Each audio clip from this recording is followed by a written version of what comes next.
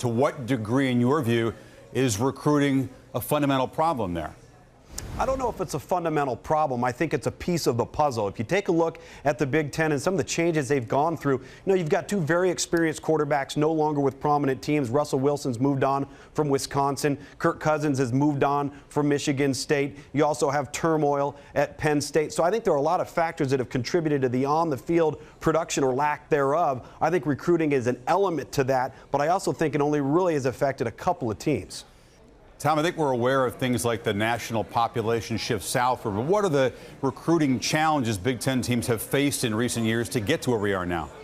Well, I think it's the player pool in the Midwest, but it's the type of player and the numbers that they are recruiting in the Midwest in relationship to, let's just say, the Southeast region of the country, where predominantly most of the players in the defensive front seven, particularly in the defensive line, hail from. It's why Florida State, Alabama, LSU, Florida, Georgia right now so strong in that regard, and that separates the good from the great. And so the challenges for a Michigan, for an Ohio State, I think Urban Meyer knows this as well as anybody, is how do we get that caliber of player to leave that region of the country to allow our roster to be plentiful and not just compete for conference championships, but national titles. I look at Urban Meyer last year, Chris, when he got that job at Ohio State. His top 7 rated players in that class, all in the defensive front seven or the offensive front. The Big Ten mentality has always been win the league, go to the Rose Bowl, but other than Urban Meyer, how many other programs do you see consistently making a commitment to look beyond just the Big Ten region and look beyond just winning the conference as their ultimate goal?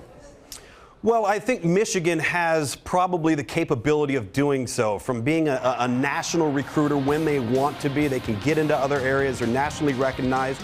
I think Michigan State, to some degree, has grown to that, but I'm not so sure how many eggs they put into that basket.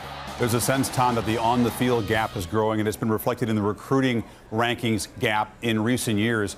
Where do you see this going forward? Is there any way the Big Ten schools, maybe aside from Ohio State and Michigan, can reverse the trend, which is that you've got, 7 or 8 SEC schools in the top 20 or 25 recruiting classes every year?